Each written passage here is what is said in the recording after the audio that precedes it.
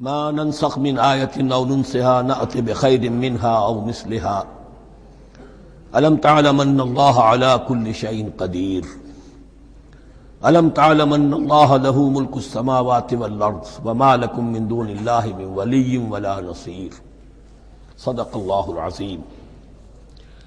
ان آیات مبارکہ کا ترجمہ اگرچہ ہم کر چکے ہیں، لیکن اس کا جو اصل مفہوم ہے اور اس کا پس منظر ہے اس کو سمجھنا ضروری ہے۔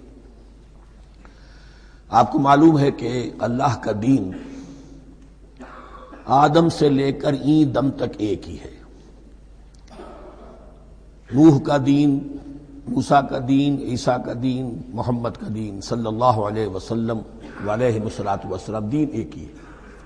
شریعتوں میں فرق رہا ہے، اور یہ فرق جو رہا ہے اس کا اصل سبب یہ ہے کہ نوع انسانی مختلف اعتبارات سے ارتقاء کی مراحل طے کر رہی تھی۔ ذہنی پختگی، شعور کی پختگی، پھر سوشل ایولیوشن، تمدنی ارتقاء، یہ مسلسل جاری تھا۔ لہذا اس ارتقاء کے جس مرحلے میں رسول آئے اسی کی مناسبت سے ان کو تعلیمات دے دی گئیں۔ ان میں وہ حصے بھی تھے کہ جو ایٹرنل ہیں، جو ہمیشہ رہیں گے، اور ایسے بھی تھے کہ جو اس زمانے کی مناسبت سے تھے۔ اب جب اگلا رسول آئے گا تو ظاہر بات ہے کہ ان میں سے کچھ چیزوں میں تغیر و تبدل ہو جائے گا، کچھ چیزیں نئی آ جائیں گی، کچھ پرانی ساقط ہو جائیں گی۔ یہ پرانی چیزوں کا ساقط ہونا یہ کہلاتا ہے ناسخ ہونا، ناسخ و منسوخ کا مسئلہ، کہ وہ حکم منسوخ ہو گیا اور اس کی جگہ پر کوئی اور حکم آ گیا ہے۔ یا تو اللہ تعالیٰ تعین کے ساتھ منسوخ فرماتے ہیں، یا یہ کہ اس شے کو سرے سے لوگوں کے ذہنوں سے زائل کر دیتے ہیں۔ اعتراض یہ کر رہے تھے یہودی کہ اگر تو یہ دین وہی ہے جو موسیٰ کا تھا تو ظاہر بات ہے کہ پھر شریعت پوری وہی ہونی چاہیے۔ اس کے اعتراض کا جواب ہے جو یہاں دیا جا رہا ہے، اور یہی مسئلہ پھر قرآن میں بھی ہے۔ قرآن کی بھی تدریج کے ساتھ شریعت کی تکمیل ہوئی ہے۔ جیسا کہ میں نے پہلے عرض کیا تھا، شریعت کا بلو پرنٹ آپ کو سورہ بقرہ میں مل جائے گا آگے چل کر، لیکن شریعت کی تکمیل ہوئی ہے سورہ مائدہ میں۔ یہ جو تقریباً 5-6 سال کا وقفہ ہے، اس میں کچھ احکام شروع میں دیے گئے، پھر ان میں رد و بدل کر کے، اور پھر آخر میں الیوم اکملت لکم دینکم واتممت علیکم نعمتی ورضیت لکم الاسلام دینا۔ تو یہ ناسخ و منسوخ کا مسئلہ صرف سابقہ شریعتوں اور شریعت محمدی میں نہیں ہے صلی اللہ علیہ وسلم، بلکہ خود شریعت محمدی میں بھی زمانی اعتبار سے ارتقاء ہوا ہے۔ کہ پہلے شراب کے بارے میں حکم دیا گیا کہ اس کی مضرت زیادہ ہے، گناہ کا پہلو زیادہ ہے، کچھ فائدے بھی ہیں، بس۔ اس کے بعد آیا اگر شراب کے نشے میں ہو تو نماز مت پڑھو، نماز کے قریب مت جاؤ۔ سورہ مائدہ میں آخری حکم آ گیا، حل انتم منتہون، اب باز آتے ہو کہ نہیں آتے، حرام کر دیا گیا۔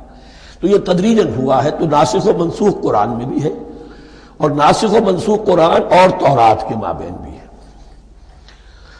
تو ہم نہیں منسوخ کرتے کوئی آیت یا بھلوا دیتے ہیں اس کو، نأتی بخیر منہا، ہم اس سے بھی بہتر لے آتے ہیں، او مثلہا، یا اس جیسی ہی۔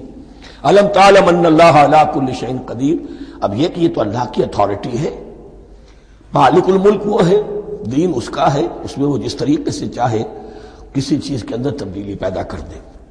علم تعلم ان اللہ لہ ملک السماوات والارض ما لکم من دون اللہ من ولی ولا نصیر ام تریدون ان تسألوا رسولکم کما سئل موسیٰ من قبل، کیا تم یہ چاہتے ہو کہ سوال کرو یا مطالبہ کرو اپنے رسول سے بھی اسی طرح کے جس طرح کی باتیں کی گئی تھی موسیٰ سے پہلے؟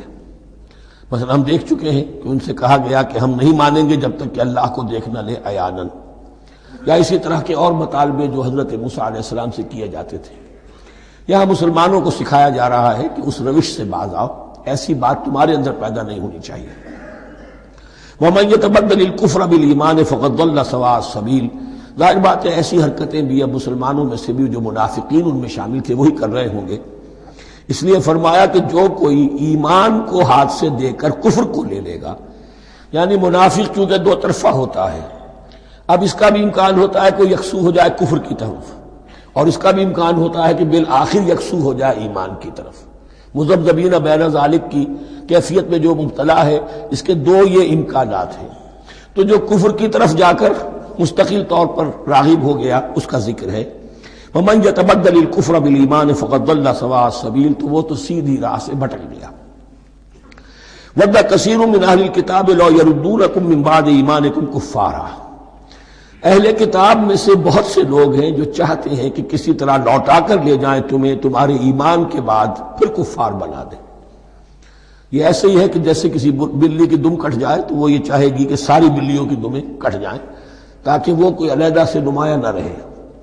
تو وہ چاہتے تھے کہ یہ چیزیں جو ہیں ان کو واپس لے آیا جائے، اہل ایمان کو بھی کفر میں لے آیا جائے، حسدا من عند انفسہم، اور یہ ان کا طرز عمل ان کے حسد کی وجہ سے کہ کیوں یہ نعمت جو ہے ان کو دے دی گئی۔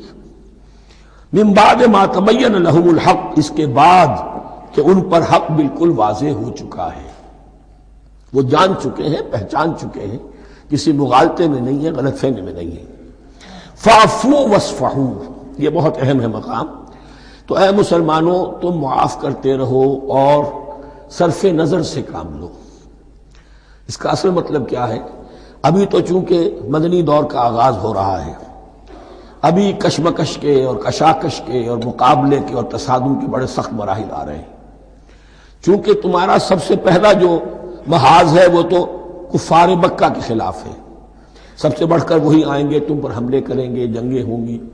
تو فوری طور پر یہ جو آستین کے سانپ ہیں ان کو ابھی چھیڑو مت، جب تک یہ پڑے رہیں ڈورمنٹ، انہیں پڑا رہنے دو۔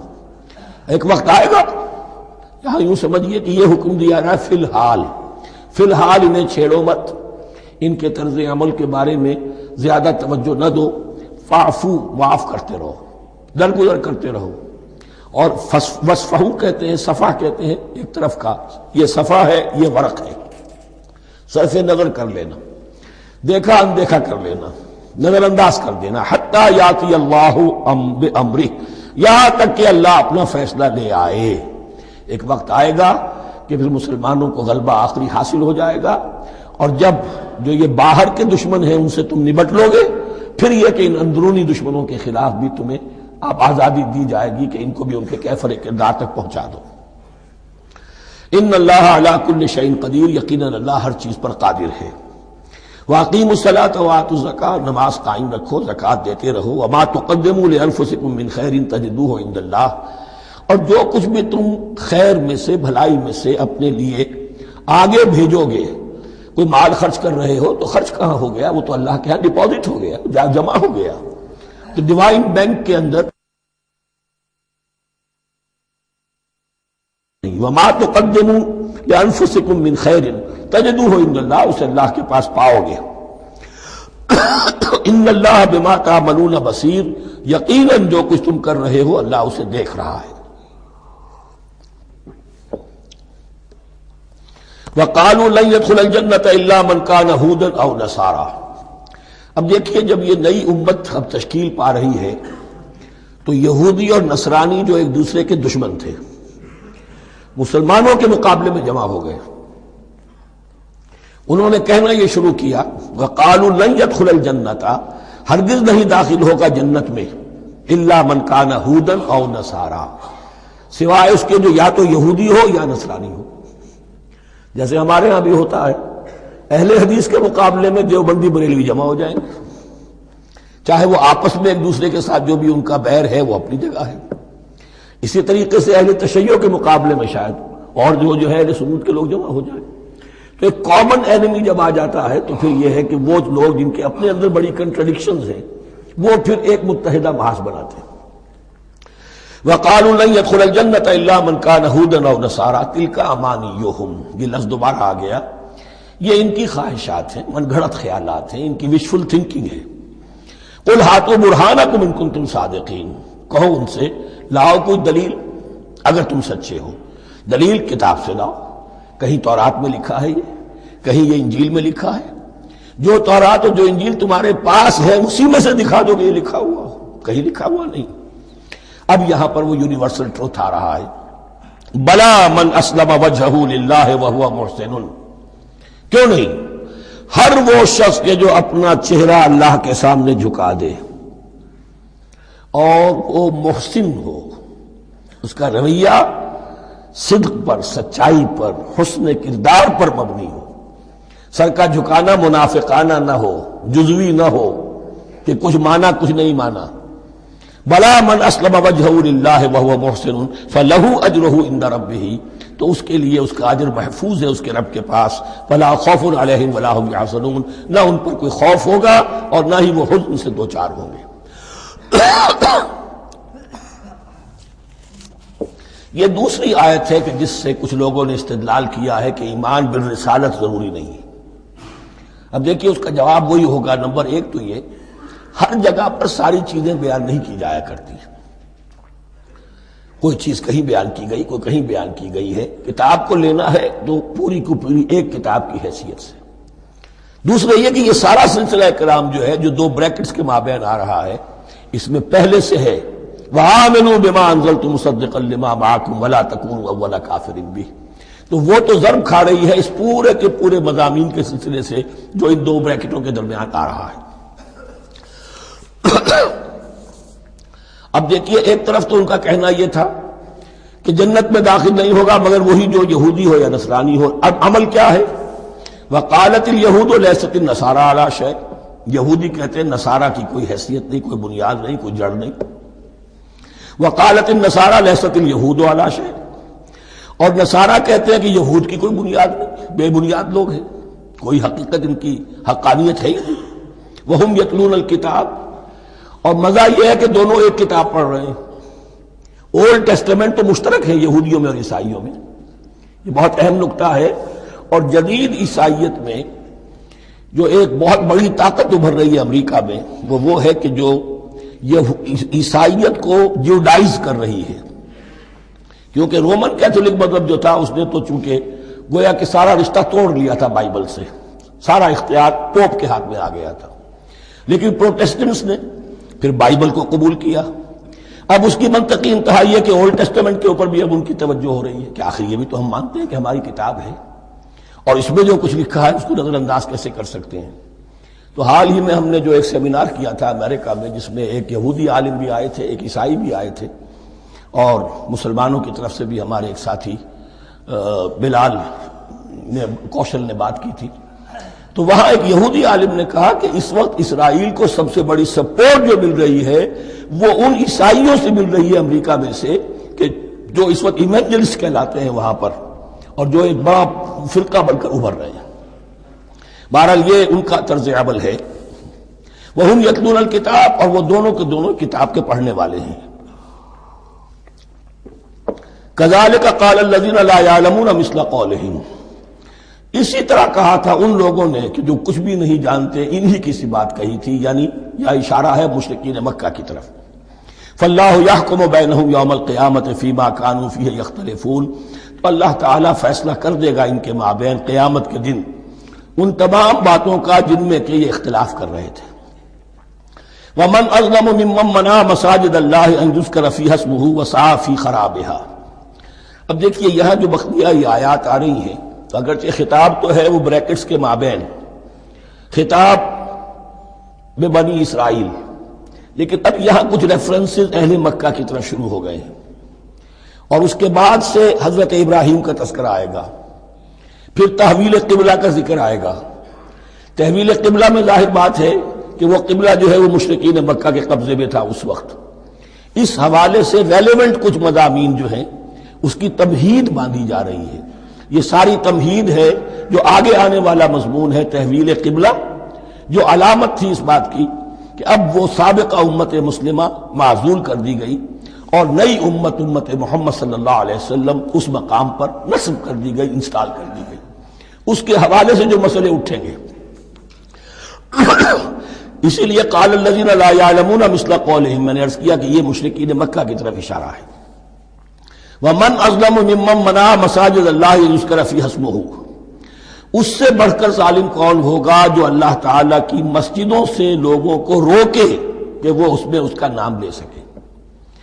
چونکہ مشرکین مکہ نے مسلمانوں کو محروم کر دیا تھا حرم سے، اب وہاں جانے کی ان کو اجازت نہیں تھی.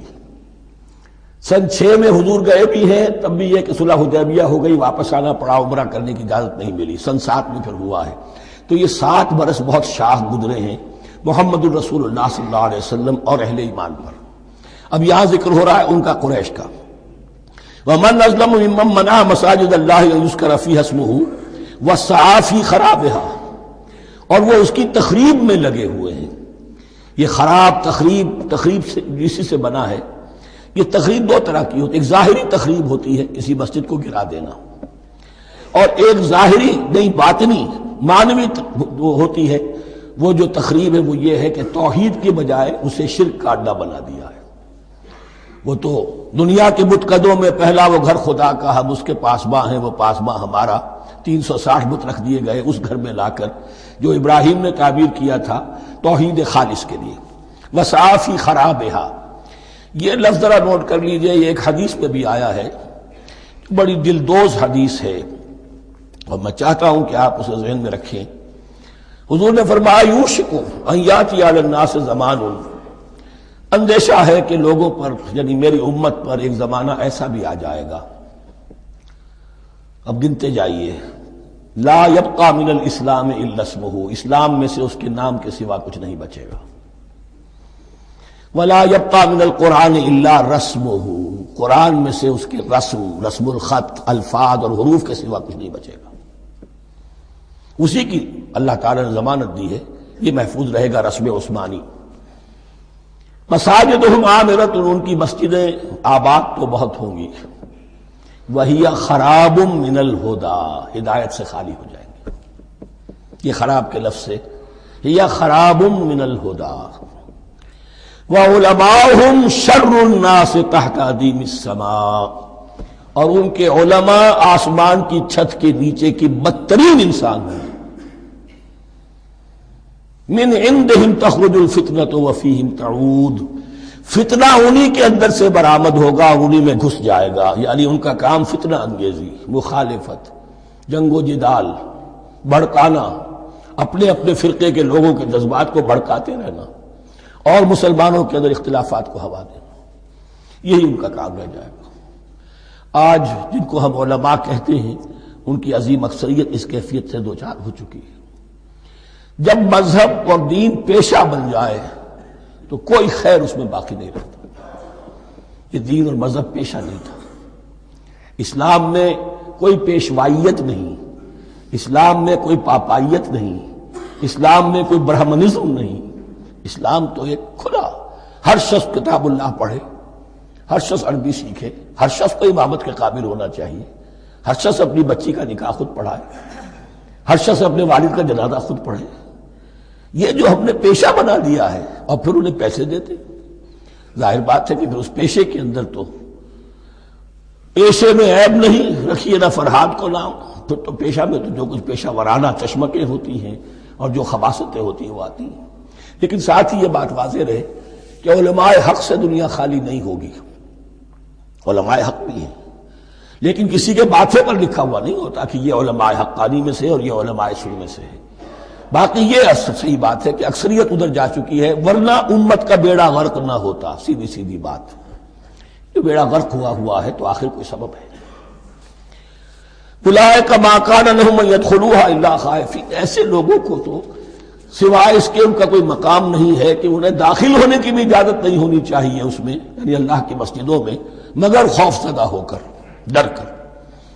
لہم فی الدنیا خزی، ان کے لیے دنیا میں بھی رسوائی اور ذلت ہے، لہم فی الآخرۃ عذاب عظیم، اور آخرت میں ان کے لیے عذاب عظیم ہے۔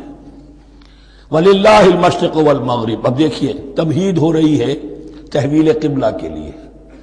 اب ظاہر بات ہے کہ بڑی حساس جو ہے وہ ایک کیفیت تھی یہ، تو یروشلم کے ساتھ جن کو دلچسپی تھی اور ان کے دلوں میں اس کی عقیدت تھی، مکہ مکرمہ اور بیت اللہ کے ساتھ جن کو دلچسپی تھی اور ان کے دلوں میں اس کی عقیدت تھی، تو اس حوالے سے یہ قبلہ بدلنا، اور 2 دفعہ بدلا ہے قبلہ۔ پہلے آ کے مدینے میں حضور نے یروشلم کی طرف 16 مہینے نماز پڑھی اور پھر تحویل قبلہ ہوا، تو اب اس میں کئی امتحان ہو گئے، وہ آگے آ جائے گا، لیکن اس کی تمہید باندھی جا رہی ہے۔ للہ المشرق والمغرب، مشرق اور مغرب سب اللہ کے ہیں، یعنی اگر ہم رخ کرتے ہیں مغرب کی طرف تو اس کے معنی یہ نہیں ہے کہ اللہ مغرب میں ہے، معاذ اللہ، اللہ تو جہت سے، مقام سے ماورا وراء الورا۔ یہ تو یہ ہے کہ ایک یکسانیت پیدا کرنے کے لیے، اجتماعی رنگ دینے کے لیے ایک چیز کو قبلہ بنا دیا، علامت ہے۔ غالب نے ٹھیک کہا ہے، قبلے کو اہل نظر قبلہ نما کہتے ہیں۔ قبلہ جو ہے وہ مسجود تو نہیں ہے پرے سرحد ادراک سے اپنا مسجود، قبلے کو اہل نظر قبلہ نما کہتے ہیں۔ للہ المشرق والمغرب فینما تولوا فثم وجہ اللہ، جدھر بھی تم رخ کرو گے وہ اللہ ہی کا رخ ہے۔ ان اللہ واسع علیم، یقیناً اللہ بہت وسعت والا ہے، بہت وسعت والا ہے، وہ کسی سمت میں محدود نہیں ہے، اور علیم ہے، ہر شے کا جاننے والا ہے۔ دیکھیے یہاں یہ آیت کہہ کے اور چھوڑ دیا مسئلہ، اگلے مسئلے پر آ گئے۔ آگے آپ کو پتہ چلے گا کہ یہ در حقیقت ایک تمہید باندھی جا رہی ہے تحویل قبلہ کے لیے۔ وقالوا اتخذ اللہ ولدا سبحانہ، اور ان میں وہ بھی ہیں، اب ظاہر بات ہے یہاں پھر اشارہ ہو رہا ہے وہ اہل مکہ کی طرف، جنہوں نے یہ کہا ہے کہ اللہ نے اولاد اپنے لیے اختیار کی، یعنی وہ کہتے تھے کہ یہ جو فرشتے ہیں یہ اللہ کی بیٹیاں ہیں، نصارہ کہتے تھے کہ حضرت مسیح اللہ کے بیٹے ہیں، اور یہودیوں کا بھی ایک گروہ ایسا تھا جو حضرت عزیر کو اللہ کا بیٹا کہتا تھا۔ بل لہ ما فی السماوات والارض، نہیں، آسمانوں اور زمین میں جو کچھ ہے اسی کی ملکیت ہے، سب مخلوق ہیں، مملوک ہیں، خالق اور مالک صرف وہ ہے۔ کل لہ قانتون، اور سب کے سب اس کے فرما بردار ہیں، بڑے سے بڑا رسول، بڑے سے بڑا ولی، بڑے سے بڑا فرشتہ، بڑے سے بڑے اجرام سماویہ، سب کل لہ قانتون۔ بدیع السماوات والارض، وہ آسمان اور زمین کو پیدا کرنے والا ہے بغیر کسی شے کے۔ یہ ابداع اور خلق ان میں فرق ہے۔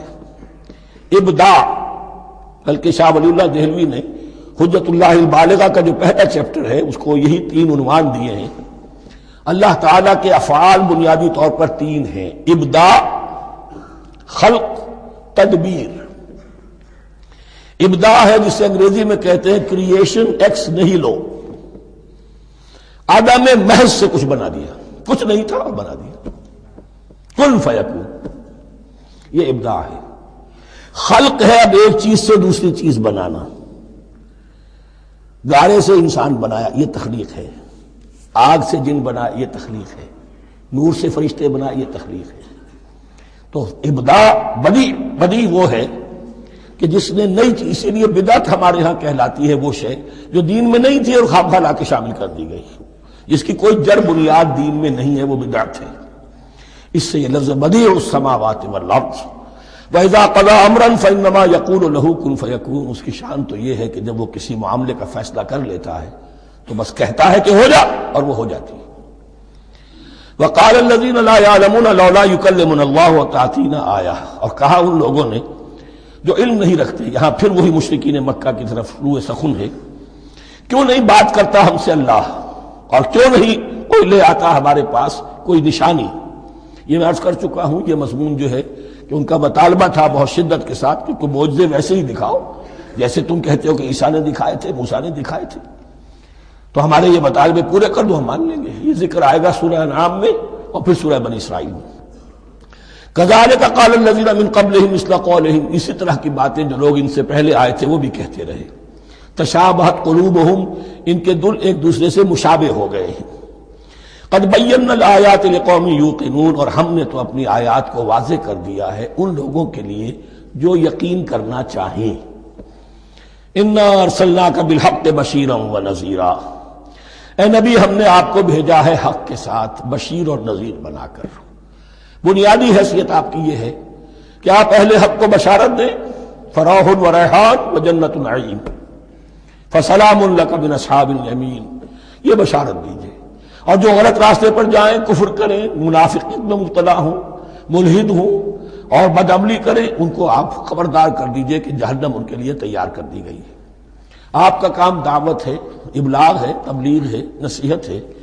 وَلَا تُسْأَلُ عَنْ أَصْحَابِ الْجَحِيمِ، آپ سے سوال نہیں کیا جائے گا جہنمیوں کے بارے میں کہ محمد یہ کیوں جہنم میں پہنچ گئے، ہم نے تمہیں بھیجا تھا، تمہارے ہوتے ہوئے یہ جہنمی کیوں ہو گئے؟ نہیں، یہ آپ کی ذمہ داری نہیں ہے۔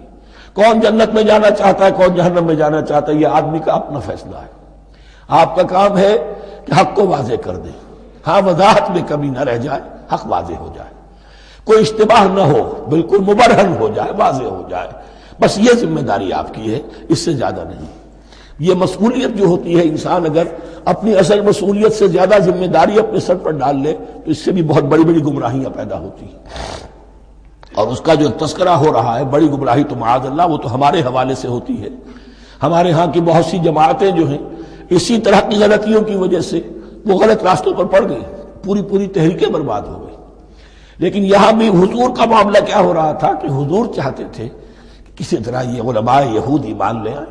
بہرحال حضور کے دل میں رغبت، آخر مکے میں آپ تھے تو دعائیں مانگتے تھے، اے اللہ عمرو ابن ہشام اور عمر ابن خطاب میں سے کسی ایک کو تو میری جھولی میں ڈال دے۔ تو اسی طرح کی دعا آپ نے کی ہوگی۔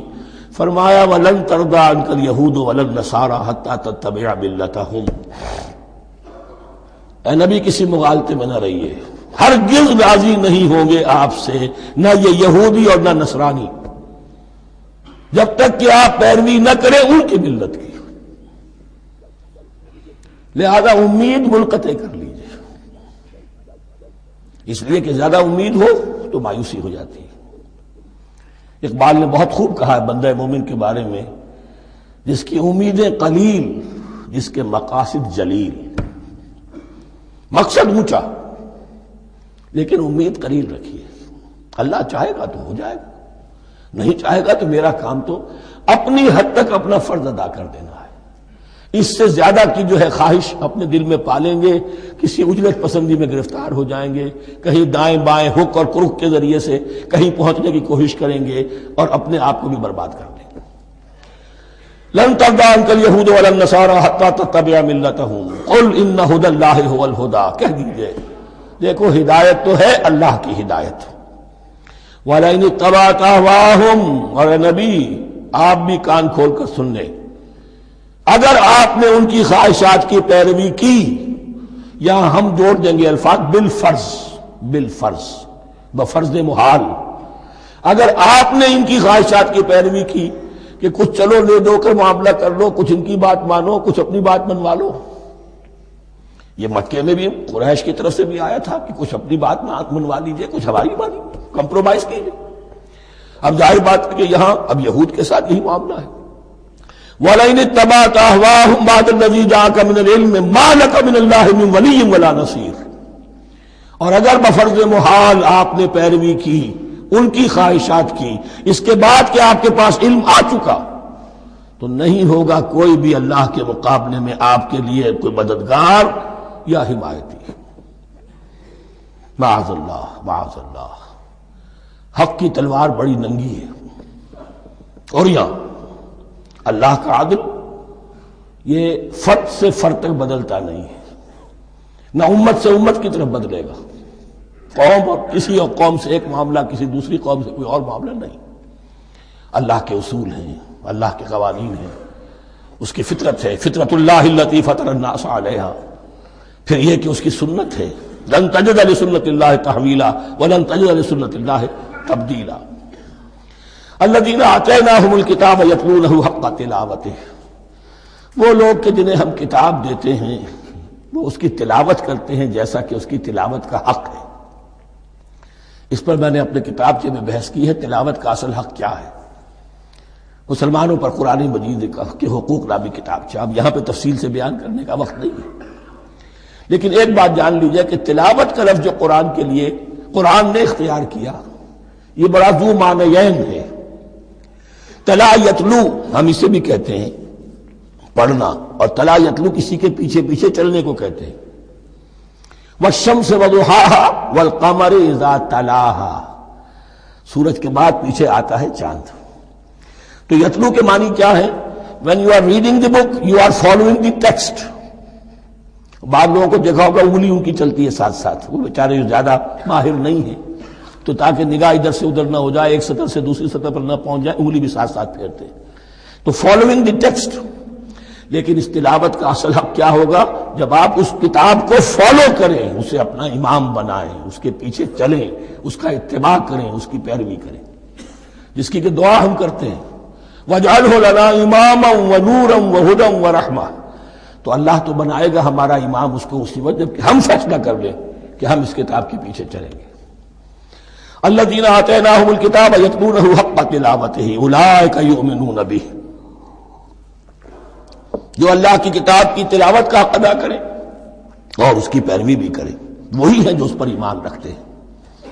جو نہ تلاوت کا حق رکھتے ہوں ادا کریں، نہ پیروی کریں، وہ دعویٰ کریں کہ ہمارا ایمان ہے تورات پر اور کتاب پر، تو یہ دعویٰ جو ہے جھوٹا دعویٰ ہے۔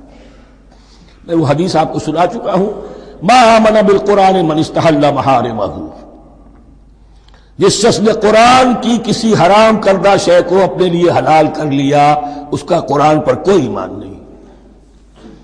وَمَن يَكْفُرْ بِهِ فَأُولَٰئِكَ هُمُ الْخَاسِرُونَ، اور جو اس کا کفر کرے گا تو وہی لوگ ہیں خسارے میں رہنے والے۔ اب وہ بریکٹ بند ہو رہی ہے، وہ آیت کے جو چھٹے رکوع کے شروع میں آئی تھی دوبارہ آ گئی جوں کی توں، یا بنی اسرائیل اذکروا نعمتی التی انعمت علیکم وانی فضلتکم علی العالمین۔ یہ ترتیب ذہن میں رکھیے۔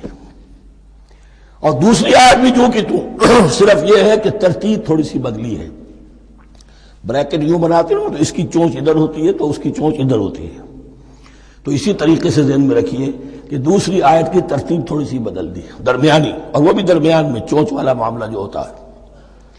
وَاتَّقُوا يَوْمًا لَا تَجْزِي نَفْسٌ عَن نَفْسٍ شَيْئًا، یہ تو جو کہ تو وہی ہے، ڈرو اس دن سے جس دن کوئی جان کسی دوسری جان کے کام نہ آ سکے گی۔ وَلَا يُقْبَلُ مِنْهَا عَدْلٌ، وہاں کیا تھا وَلَا يُقْبَلُ مِنْهَا شَفَاعَةٌ، یہاں کیا آیا وَلَا يُقْبَلُ مِنْهَا عَدْلٌ، نہ اس سے کوئی فدیہ قبول کیا جائے گا۔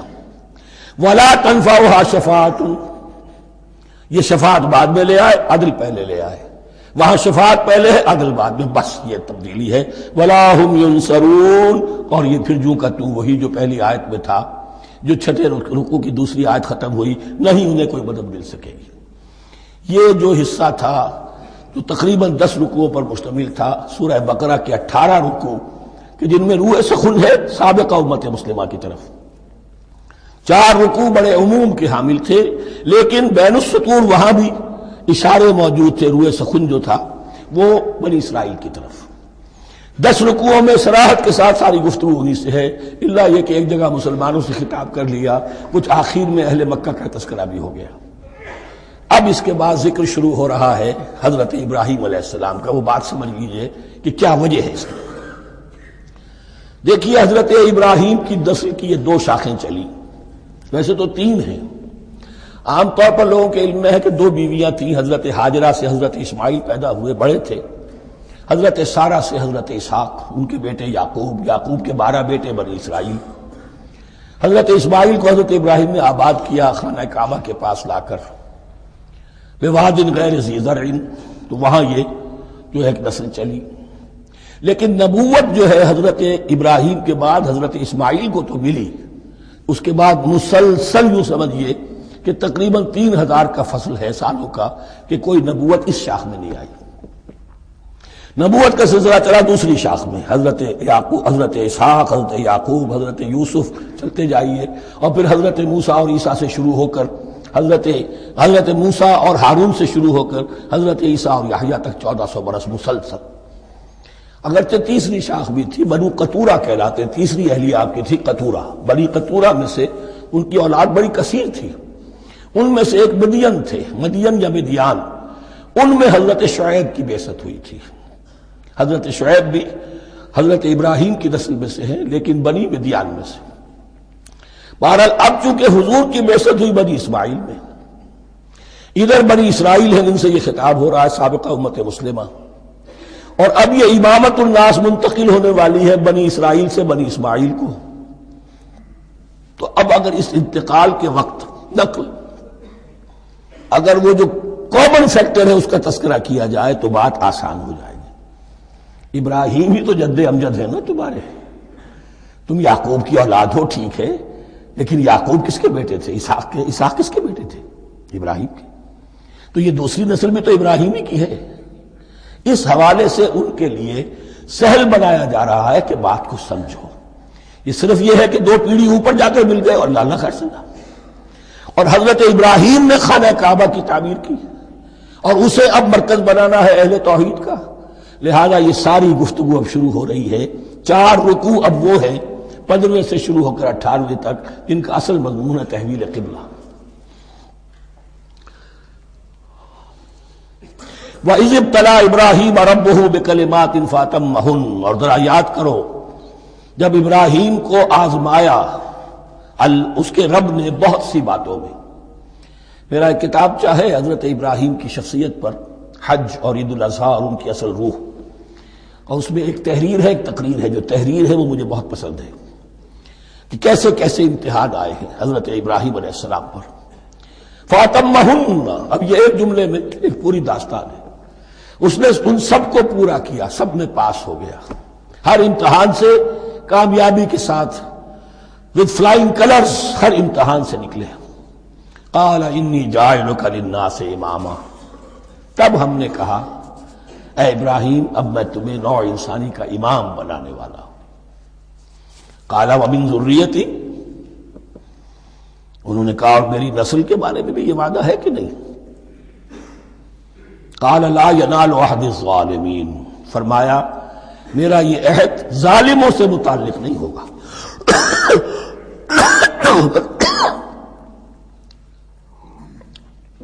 مطلب کیا ہوا کہ تمہاری نسل میں سے جو صاحب ایمان ہوں گے، نیک ہوں گے، سیدھے راستے پر چلیں گے، ان سے ہمارا وعدہ ہے، لیکن نسلیت کی بنیاد پر نہیں ہے کہ جو بھی تمہاری نسل میں سے لازماً وہ اس وعدے کا مصداق بن جائے.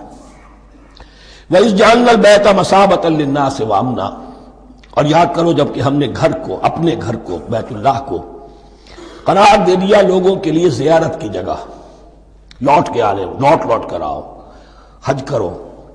مَثَابَةً لِلنَّاسِ وَأَمْنًا، اور اسے امن کا گھر قرار دے دیا. وَاتَّخِذُوا مِن مَّقَامِ إِبْرَاهِيمَ مُصَلًّى، اور ہم نے حکم دیا کہ مقام ابراہیم کو اپنی جائے نماز بنا لو، نماز پڑھنے کی جگہ بنا لو. آج کل تو بعض علماء نے یہ کہا ہے کہ مقام ابراہیم سے مراد کوئی خاص پتھر نہیں ہے، بلکہ اصل میں وہ تو پوری جگہ جو تھی وہ مقام ابراہیم، حضرت ابراہیم وہاں آباد ہوئے تھے. لیکن صحیح بات وہی ہے جو ہمارے سلف سے چلی آ رہی ہے، روایات پختہ ہیں اس کے بارے میں کہ یہ جس طریقے سے حجر اسود جنت سے آیا ہے، ایسے ہی یہ بھی ایک پتھر تھا کہ جو جنت سے لایا گیا حضرت ابراہیم کے لیے جب وہ تعمیر کر رہے تھے. کوئی اور ذرائع تو ابھی تھے ہی نہیں، اس کے اوپر وہ کھڑے ہوتے تھے اور یہ پتھر ہی اونچا ہوتا جاتا تھا خود. اب جیسے جیسے تعمیر اوپر جا رہی ہے تو اس کے لیے یہ پتھر اونچا ہوتا تھا. وہ پتھر ہے جو مقام ابراہیم اب بھی محفوظ ہے، اور وہاں پر پھر طواف کر کے کعبے کا مکمل، پھر اس کے آس پاس جو ہے 2 رکعت جو ہے وہ ادا کی جاتی ہے نماز. وَعَهِدْنَا إِلَىٰ إِبْرَاهِيمَ وَإِسْمَاعِيلَ أَن طَهِّرَا بَيْتِيَ لِلطَّائِفِينَ وَالْعَاكِفِينَ وَالرُّكَّعِ السُّجُودِ، اور ہم نے عہد لے لیا تھا ابراہیم اور اسماعیل سے کہ تم دونوں ہمارے اس گھر کو، بیتیا میرے اس گھر کو پاک رکھو. اب یہ تطہیر بھی دونوں طرح کی ہوگی، ظاہری صفائی بھی ہو، گند نہ ہو، تاکہ ظاہر آئیں تو ان کے دلوں میں جو کدورت پیدا نہ ہو، کوفت نہ ہو، کھلی فضا ہو، صاف رکھو. اور تطہیر باطنی، وہاں توحید کا چرچا ہو، کوئی اور کفر اور شرک جو ہے وہ نہ آنے پائے. ان طہرا بیتی للطائفین والعاکفین، طواف کرنے والوں کے لیے، اعتکاف کرنے والوں کے لیے، والرکع السجود، اور رکوع اور سجود کرنے والوں کے لیے. وَإِذْ قَالَ إِبْرَاهِيمُ رَبِّ اجْعَلْ هَٰذَا بَلَدًا آمِنًا وَارْزُقْ أَهْلَهُ مِنَ الثَّمَرَاتِ مَنْ آمَنَ مِنْهُمْ بِاللَّهِ وَالْيَوْمِ الْآخِرِ. اور یاد کرو جب کہ ابراہیم نے کہا تھا اے میرے پروردگار اس گھر کو امن کی جگہ بنا دے، اور اس کے رہنے والوں، اس کے ہاں آباد ہونے والوں کو یعنی بنی اسماعیل کے لیے ان کو رزق عطا فرما، میووں کا اور پھلوں کا. من آمن منہم باللہ والیوم الآخر. اب یہاں حضرت ابراہیم خود رک گئے کہ میں اپنی ساری اولاد کے لیے یہ دعا نہ کروں، اس لیے کہ وہاں روک دیا گیا تھا لا ینال عہد الظالمین. تو جو بھی ان میں سے ایمان اور عمل صالح والے ہوں اور یوم آخر پر ایمان رکھتے ہوں، اجعل هذا البلد آمنا وارزق اهله من الثمرات من آمن منهم بالله واليوم الآخر. اب یہاں دیکھیے اللہ تعالیٰ نے گویا کہ ہم کہیں گے ازرہ شفقت مسکراتے ہوئے گویا کہ فرمایا کہ ابراہیم قال ومن کفر، تمہاری اولاد میں سے جو کفر کرے گا فأمتعه قلیلا، اس کو بھی میں دنیا کا ساز و سامان تو دوں گا، امامت میں شامل نہیں کر سکتا، لیکن یہ کہ دنیاوی طور پر مال و متاع جو ہے وہ ان کو بھی میں دوں گا. ومن کفر فأمتعه قلیلا ثم اضطره الى عذاب النار، ہاں پھر اسے کشاں کشاں لے آؤں گا جہنم کے عذاب کی طرف، وبئس المصیر، اور وہ بہت ہی بری جگہ ہے لوٹنے کی۔ وَإِذْ يَرْفَعُ إِبْرَاهِيمُ الْقَوَاعِدَ مِنَ الْبَيْتِ وَإِسْمَاعِيلُ، اور یاد کرو جب کہ ابراہیم اٹھا رہے تھے ہمارے گھر کی بنیادوں کو، اور اسماعیل، باپ بیٹا دونوں لگے ہوئے تھے۔ یہاں لفظ جو قواعد آیا ہے اس کو نوٹ کیجئے، قواعد قاعدے کی جمع ہے اور یہ بنیادوں کو کہا جاتا ہے، اور اس میں اشارہ ہے حضرت ابراہیم اصل معمار اور بانی نہیں ہے کعبے کے، کعبہ بنایا ہے حضرت آدم نے۔ ان اول بیت وضع للناس للذی ببکہ، پہلا گھر۔ اب کیسے ممکن تھا حضرت آدم علیہ السلام کے زمانے سے لے کر اور حضرت ابراہیم تک کم و بیش جو ہے 4000 برس ہے، عام اندازہ جو ہے تورات کا اگر آپ لگائیں تو کوئی مسجد نہیں بنی ہوگی کیا؟ یہ پہلا گھر ہے، پہلا وہ گھر خدا کا۔ تو اس کی بنیادیں رہ گئی تھیں، باقی وہ امتداد زمانہ سے، اور چونکہ یہ سیلاب کا راستہ تھا، سیلاب کی وجہ سے وہ سب جو ہے دیواریں بہہ گئی تھی، صرف بنیادیں تھیں۔ ان بنیادوں کو پھر وَإِذْ بَوَّأْنَا لِإِبْرَاهِيمَ مَكَانَ الْبَيْتِ، یہ سورہ حج میں جا کر مضمون تفصیل سے آئے گا۔ اب میں آئے گا کہتا ہوں، آ چکا ہے حقیقت کے اعتبار سے، اس لیے کہ یہ ساری مکی صورتیں ہیں جو نازل ہو چکی ہیں سورہ بقرہ سے بہت پہلے۔ تو جب وہ ان بنیادوں کو اٹھا رہے تھے تو دعائیں مانگ رہے تھے، ربنا تقبل منا انک انت السمیع العلیم، اے رب ہماری اس کوشش کو، ہماری اس مشقت کو، محنت کو قبول فرما۔ باہر گھر بنا رہے ہیں، پتھر اٹھا اٹھا کر لا رہے ہیں، حضرت اسماعیل کی عمر اس وقت لگ بھگ 13 برس ہے، ہاتھ بٹا رہے ہیں۔ ربنا تقبل منا انک انت السمیع العلیم، اے رب ہماری اس کوشش کو شرف قبول عطا فرما، یقیناً تو سب کچھ سننے والا اور جاننے والا ہے۔ ربنا وجعلنا مسلمین لک، اور اے رب ہمیں اپنا فرما بردار بنائے رکھ۔ نوٹ کیجئے ابراہیم کہہ رہے ہیں، تو میں اور آپ اگر مطمئن ہو جائیں کہ میری موت لازماً حق پر ہوگی تو بہت بڑا دھوکہ ہے۔ ڈرتے رہنا چاہیے، اللہ کی پناہ طلب کرتے رہنا چاہیے۔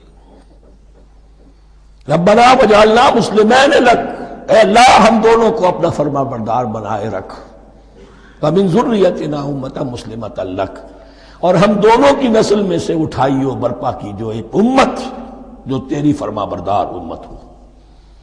وارنا مناسکنا، اور اے پروردگار تیرا گھر تو ہم نے یہ بنا دیا، اب اس کے جو رسومات ہیں وہ ہمیں سکھا، جو مناسک حج ہیں۔ ارنا مناسک، اب کیسے حج کریں، کیا آداب ہوں گے، طواف کیسے ہوگا، کیا کریں گے۔ وتب علینا، اور ہم پر اپنی شفقت کی نظر فرما، انک انت التواب الرحیم، یقیناً تو ہی ہے بہت ہی زیادہ توبہ کا قبول فرمانے والا اور شفقت کے ساتھ رجوع کرنے والا اور رحم فرمانے والا۔ ربنا وابعث فیہم رسولا منہم،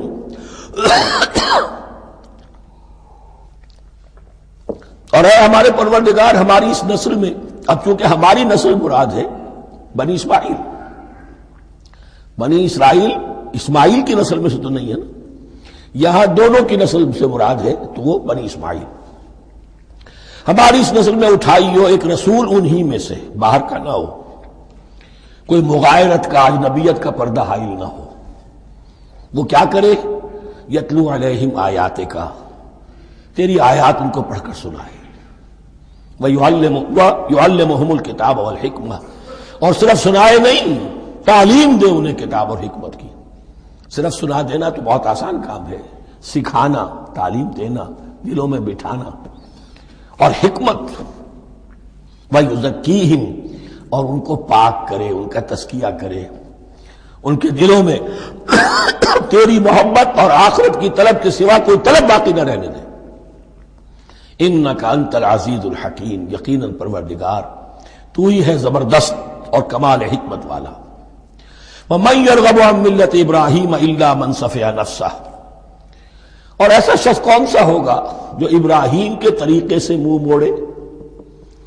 یہ رغبت کا نظر بھی زبان میں دونوں طرف جاتا ہے، رغبہ الی، کسی شے کی طرف رغبت ہونا، محبت ہونا، میلان ہونا، اور رغبہ عن، کسی شے سے متنفر ہونا، کسی شے سے ابا کرنا، اس کو چھوڑ دینا۔ وَمَن يَرْغَبُ عَن مِّلَّةِ إِبْرَاهِيمَ إِلَّا مَن سَفِهَ نَفْسَهُ، سوائے اس کے جس نے اپنے آپ کو حماقت ہی میں مبتلا کرنے کا فیصلہ کر لیا ہو. اور کون ہوگا جو ابراہیم کے طریقے سے منہ موڑے؟ وَلَقَدْ اسْتَفَيْنَاهُ فِي الدُّنْيَا، اور ہم نے تو اسے دنیا میں بھی پسند کر لیا تھا، چن لیا تھا. وَإِنَّهُ فِي الْآخِرَةِ لَمِنَ الصَّالِحِينَ، اور یقیناً آخرت میں بھی وہ ہمارے صالح بندوں میں سے ہوں گے. اذ قال له ربه اسلم قال اسلمت لرب العالمین، جب کہا اس سے اس کے پروردگار نے کہ مانو میرا حکم، اس نے کہا پروردگار قبول ہے تیرا حکم، یہاں تک کہ ذبح کرو بیٹے کو، حاضر. یہ آخری امتحان تھا، آخری. 100 برس کی عمر میں، 87 برس کی عمر میں دعائیں مانگ مانگ کر بیٹا لیا تھا اسماعیل. حضرت سارہ کے ہاں کوئی اولاد نہیں ہوئی تھی. اب وہ 13 برس کا تھا، بازو بن گیا تھا، اور اس وقت ذبح کرنے کا حکم آیا. جب بھی کہا ہم نے مانو ہمارا حکم، قال اسلمت لرب العالمین. اللہ تعالی ہمیں بھی توفیق دے کہ اس کی پیروی کرے. ووصى بها ابراہیم وبنیہ ویعقوب، اور اسی کی وصیت کی تھی ابراہیم نے بھی اپنے بیٹوں کو اور یعقوب نے بھی. یا بنیہ، وہ کیا تھی نصیحت؟ ہے میرے بیٹو، ان اللہ اصطفیٰ لکم الدین، دیکھو اللہ نے تمہارے لیے دین کو پسند فرما لیا ہے. کون سا دین؟ فلا تموتن الا وانتم مسلمون، اور دیکھنا موت نہ آنے پائے مگر فرما برداری کی حالت میں. یہی بات آئے گی سورہ آل عمران میں مسلمانوں سے خطاب کر کے، یا ایھا الذین آمنوا اتقوا اللہ حق تقاتہ ولا تموتن الا وانتم مسلمون، اور ان الدین عند اللہ الاسلام ومن یبتغ غیر الاسلام دینا فلن یقبل منہ. ام کنتم شہداء اذ حضر یعقوب الموت، کیا تم اس وقت موجود تھے جب یعقوب کی موت کا وقت آیا؟ جب آدم کی یعقوب پر موت، یہ لفظی ترجمہ ہوگا. اذ حضر یعقوب الموت اذ قال لبنیہ ما تعبدون من بعدی، حضرت یعقوب نے اپنے سارے بیٹوں کو جمع کیا، 12 کے 12، اور مصر میں پہنچ چکے تھے یہ حضرت یوسف علیہ السلام کے ذریعے سے، جو سورہ یوسف میں ساری کہانی آئے گی. وہاں انتقال ہوا تو انہوں نے اپنے بیٹوں کو جمع کیا. اذ قال لبنیہ ما تعبدون من بعدی، میرے بعد تم کس کی پوجا کرو گے، کس کی پرستش کرو گے؟ یہ بات نہیں تھی کہ انہیں معلوم نہیں تھا، لیکن یہ کہ ایک میثاق، قول و قرار اور پختہ کرنے کے لیے. قالوا نعبد الہک و الہ آبائک ابراہیم و اسماعیل و اسحاق، انہوں نے کہا کہ ہم پوجیں گے، بندگی کریں گے، پرستش کریں گے آپ کے معبود کی اور آپ کے آبا ابراہیم، اسماعیل اور اسحاق کے معبود کی. اور یہ کوئی مختلف معبود نہیں ہے، الہ واحدہ، وہ تو ایک ہی الہ ہے. وَنَحْنُ لَهُ مُسْلِمُونَ، ہم اس کے لیے اس کے سامنے سر جھکاتے ہیں، اسی کی فرما برداری کا اقرار کرتے ہیں. تِلْكَ أُمَّةٌ قَدْ خَلَتْ، یہ آیت 2 مرتبہ آئے گی اسی رکوع میں. یہ ایک گروہ تھا انسانوں کا جو گزر گیا، ابراہیم، اسماعیل، اسحاق، یعقوب، ان کی اولاد. قد خلت، وہ گزر گئے. لہا ما کسبت ولکم ما کسبتم، ان کے لیے تھا جو انہوں نے کمایا، اور تمہارے لیے ہوگا جو تم کماؤ گے. یعنی یہاں پدرم سلطان بود کا کوئی مقام نہیں ہے. ہر شخص کے لیے اپنا عمل، اپنا ایمان، اپنی کمائی. وَلَا تُسْأَلُونَ عَمَّا كَانُوا يَعْمَلُونَ، تم سے یہ نہیں پوچھا جائے گا کہ وہ کیا کرتے تھے، تم سے پوچھا جائے گا تم کیا کر کے لائے ہو. تو راچے ہے پدرم سلطان بود، تو راچے ہے. تم کیا ہو بھائی؟ تو اپنی بات کرو، باپ تمہارا سلطان تھا، ہوگا. وَقَالُوا كُونُوا هُودًا أَوْ نَصَارَىٰ تَهْتَدُوا، لیکن اس پس منظر میں اب ان کی خباثت کو نمایاں کیا جا رہا ہے کہ یہ تو تھی وصیت ابراہیم کی اور یعقوب کی، اور اس وقت کے یہود و نصارہ کا کیا رویہ ہے؟ قَالُوا كُونُوا هُودًا أَوْ نَصَارَىٰ تَهْتَدُوا، وہی متحدہ محاذ حضور کے خلاف. یا تو یہودی، انہوں نے کہا کہ یا یہودی ہو جاؤ یا نصرانی تو ہدایت پر ہو جاؤ گے. قل بل ملت ابراہیم حنیفا، کہہ دیجئے نہیں، بل نتبع، ہم تو نتبع یہاں پر محذوف مانیے، بل نتبع ملت ابراہیم حنیفا، نہیں ہم تو پیروی کریں گے ابراہیم کے طریقے کی بالکل یکسو ہو کر. وما کان من المشرکین، اور وہ مشرکوں میں سے نہیں تھے. قولوا آمنا باللہ، اب یہاں مسلمانوں کو حکم دیا جا رہا ہے. دیکھو تم ان کے جو کچھ وہ کہتے ہیں اس کے جواب میں تم یہ کہو، قولوا کہو آمنا باللہ، ہم ایمان رکھتے ہیں اللہ پر، وما انزل الینا، اور جو کچھ نازل کیا گیا ہماری جانب، وما انزل الی ابراہیم و اسماعیل و اسحاق و یعقوب، اور جو کچھ نازل کیا گیا ابراہیم اور اسماعیل اور اسحاق اور یعقوب کی طرف، والاسباط، اور ان کی اولاد کی طرف، وما اوتی موسیٰ و عیسیٰ، اور جو کچھ دیا گیا موسیٰ کو اور عیسیٰ کو، وما اوتی النبیون من ربہم، اور جو کچھ دیا گیا تمام نبیوں کو ان کے رب کی طرف سے. لا نفرق بین احد منہم، ہم ان میں سے کسی کے مابین تفریق نہیں کرتے، ہم سب کو مانتے ہیں. دیکھیے ایک ہے تفضیل، کسی کو ایک کو زیادہ افضل سمجھنا دوسرے سے، یہ اور بات ہے. وہ تو سورہ آل عمران میں آئے گا تلک الرسل فضلنا بعضهم علی بعض. تفریق یہ کہ ایک کو مانے ایک کو نہ مانے. ان رسولوں میں سے ایک کا انکار سب کا انکار ہے. لا نفرق بین احد منہم ونحن له مسلمون، اور ہم نے تو اسی کی فرما برداری کا قلادہ اپنی گردن میں ڈال دیا ہے.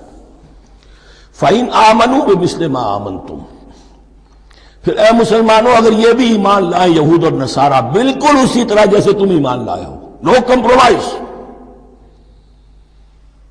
ٹھیک ٹھیک وہی دین اختیار کریں، وہی راستہ جو کہ محمد کے ذریعے سے تمہیں دیا گیا صلی اللہ علیہ وسلم.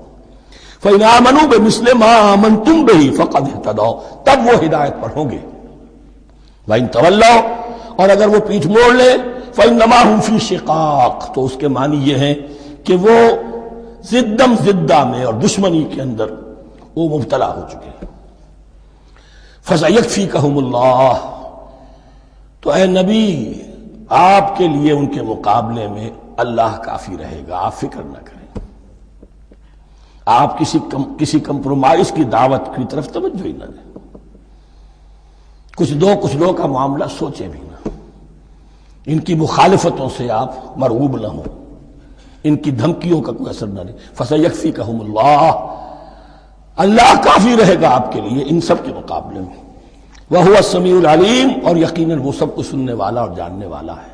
ایسا نہیں ہے کہ اسے معلوم نہ ہو کہ آپ اس وقت کن حالات میں ہیں، کیسی مشکلات میں ہیں، کس طرح کی نازک صورتحال دن بدن جو ہے شکل بدل رہی ہے، لیکن آپ قائم رہیں. یہ ہے جگہ جہاں پر خون پڑا ہوا ہے اس نسخے میں جو حضرت عثمان تلاوت فرما رہے تھے، اور اس وقت باغیوں نے انہیں شہید کیا ہے. ان کی زوجہ محترمہ نائلہ، انہوں نے بچانا چاہا ہے تو ان کی انگلیاں کٹ گئیں، اور خون جو ہے وہ فَسَيَكْفِيكَهُمُ اللَّهُ، ان الفاظ پر وہ خون پڑا ہے، وہ دھبا اب بھی موجود ہے. وَهُوَ السَّمِيعُ الْعَلِيمُ، اور وہ سب کچھ سننے والا اور جاننے والا ہے. صبغۃ اللہ، کیا معنی؟ یہاں پر بھی ایک آپ کو محذوف ماننا ہوگا. اخترنا صبغۃ اللہ، ہم نے تو اختیار کر لیا ہے اللہ کے رنگ کو. وَمَنْ أَحْسَنُ مِنَ اللَّهِ صِبْغَةً وَنَحْنُ لَهُ عَابِدُونَ، اور اللہ سے بہتر رنگ کس کا ہوگا، اور ہم تو بس اسی کی بندگی، اسی کی پرستش کرنے والے ہیں. قُلْ أَتُحَاجُّونَنَا فِي اللَّهِ وَهُوَ رَبُّنَا وَرَبُّكُمْ، اے نبی ان سے کہیے کہ کیا تم ہم سے محاجہ کر رہے ہو، حجت بازی کر رہے ہو، جھگڑ رہے ہو، دلیل بازی کر رہے ہو اللہ کے بارے میں؟ وَهُوَ رَبُّنَا وَرَبُّكُمْ، وہ تو ہمارا رب بھی ہے تمہارا رب بھی ہے. رب تو ایک ہے، رب بھی ایک، اس کا دین بھی ایک. ہاں شریعتوں میں فرق ہوا ہے. قُلْ أَتُحَاجُّونَنَا فِي اللَّهِ وَهُوَ رَبُّنَا وَرَبُّكُمْ وَلَنَا أَعْمَالُنَا وَلَكُمْ أَعْمَالُكُمْ، رب تو ہمارا بھی وہ تمہارا بھی وہ، البتہ ہمارے لیے ہوں گے ہمارے عمل، تمہارے لیے ہوں گے تمہارے عمل. وَنَحْنُ لَهُ مُخْلِصُونَ، اور ہم تو اس کے لیے اپنے آپ کو خالص کر لینے والے ہیں. یہ ذرا 3 الفاظ یہاں پہ نوٹ کر لیجئے، یہ میرے اور آپ کے لیے لمحہ فکریہ ہیں. نحن لہو مسلمون، 136ویں آیت اس پر ختم ہوئی. ہم اس کے سامنے سر تسلیم خم کرتے ہیں، ان میں سے تو ہم بھی شامل ہیں. نحن لہو عابدون، آیت نمبر 138. ہم اس کی بندگی کرنے والے ہیں، اسی کی بندگی کرنے والے ہیں. تو صرف اسلام نہیں، عبادت اور ٹوٹل عبادت، ٹوٹل بندگی، پوری زندگی میں اس کے ہر حکم کی پیروی اور اطاعت۔ اس سے آگے بات آئی وَنَحْنُ لَهُ مُخْلِصُونَ، یہ عبادت اخلاص کے ساتھ نہیں ہے تو منافقت ہے۔ اس عبادت سے کوئی دنیا کی منفعت پیش نظر نہ ہو، سوداگری نہیں، یہ عبادت خدا کی ہے۔ دنیا بنانا، دنیا کمانا، دین کو ذریعہ بنانا، اس سے بڑی اور اس سے گری ہوئی کوئی حرکت نہیں۔ اخلاص، حضور نے فرمایا من صلی یرائی فقط اشرکا ومن صام یرائی فقط اشرکا ومن تصدق یرائی فقط اشرکا، جس نے نماز پڑھی دکھاوے کے لیے اس نے شرک کیا، جس نے روزہ رکھا دکھاوے کے لیے اس نے شرک کیا، اور جس نے صدقہ خیرات دیا دکھاوے کے لیے اس نے شرک کیا۔ وَنَحْنُ لَهُ مُخْلِصُونَ، نَحْنُ لَهُ مُسْلِمُونَ، نَحْنُ لَهُ عَابِدُونَ، نَحْنُ لَهُ مُخْلِصُونَ۔ اللهم ربنا اجعلنا منهم، اللهم ربنا اجعلنا منهم۔ ام تقولون ان ابراہیم واسماعیل واسحاق ویعقوب والاسباط كانوا هودا او نصارا، کیا تمہارا کہنا یہ ہے کہ ابراہیم اور اسماعیل اور اسحاق اور یعقوب اور ان کی اولاد یہودی تھے یا نصرانی تھے؟ تم جو کہتے ہو کہ یا یہودی ہو جاؤ یا نصرانی تب ہدایت پاؤ گے، تو ابراہیم یہودی تھے یا نصرانی؟ اور اسحاق اور یعقوب اور یوسف اور موسیٰ اور عیسیٰ یہ کون تھے؟ یہی بات آج مسلمانوں کو سوچنی چاہیے۔ محمد الرسول اللہ اور ان کے اصحاب دیوبندی تھے یا بریلوی تھے یا اہل حدیث تھے یا شیعہ تھے یا سنی تھے؟ ان تقسیموں سے اوپر ہونے کی ضرورت ہے۔ اللہ کے ساتھ اخلاص کا تقاضا یہ ہے، ٹھیک ہے ایک فقہی مسلک کے اعتبار سے ایک شخص کسی مسلک کی پیروی کر رہا ہے، لیکن اپنے آپ کو اس سے آئیڈینٹیفائی کرانا اور اس مسلک کو مقدم رکھنا دین پر، اور اس مسلک ہی کے لیے محنت اور مشقت اور بھاگ دوڑ تبلیغ ہو رہی ہے اسی کی، یہ چیز بالکل اس اصل حقیقت کے خلاف ہے کہ جو اللہ کے دین نے ہمیں سکھائی ہے۔ ام تقولون ان ابراہیم واسماعیل واسحاق ویعقوب والاسباط كانوا هودا او نصارا قل انتم اعلم ام اللہ، کہیے ان سے کہ تم زیادہ جانتے ہو یا اللہ زیادہ جانتا ہے۔ من اظلم ممن کتم شہادۃ عنده من اللہ، کان کھول کر سن لو، اس سے بڑھ کر ظالم کون ہوگا جس نے اللہ کی ایک گواہی جو اس کے پاس تھی اسے چھپا لیا۔ تمہارے پاس گواہیاں ہیں، علماء یہود جانتے تھے یہ اللہ کے رسول ہیں جن کے ہم منتظر تھے، اس گواہی کو چھپائے بیٹھے۔ ومن اظلم ممن کتم شہادۃ عنده من اللہ وما اللہ بغافل عما تعملون، اور اللہ ہرگز غافل نہیں ہے کہ اس سے جو تم کر رہے ہو۔ تلک امۃ قد خلت، یہ گروہ مقدس جماعت تھی یہ جس کے یہ گلے سرسبد تھے، یہ گزر گئے۔ لہا ما کسبت ولکم ما کسبتم، جو کمائی انہوں نے کی، جو عمل انہوں نے کمائے وہ ان کے لیے، تمہارے لیے نہیں۔ تمہارے لیے وہ ہوگا جو تم کماؤ گے۔ ولا تسألون عما كانوا يعملون، اور تم سے ان کے عمل کے بارے میں نہیں پوچھا جائے گا کہ انہوں نے کیا کیا، تم سے سوال یہ ہوگا کہ تم نے کیا کیا۔ بارک اللہ لی ولکم فی القرآن العظیم ونفعنی وإیاکم بالآیات والذکر الحکیم۔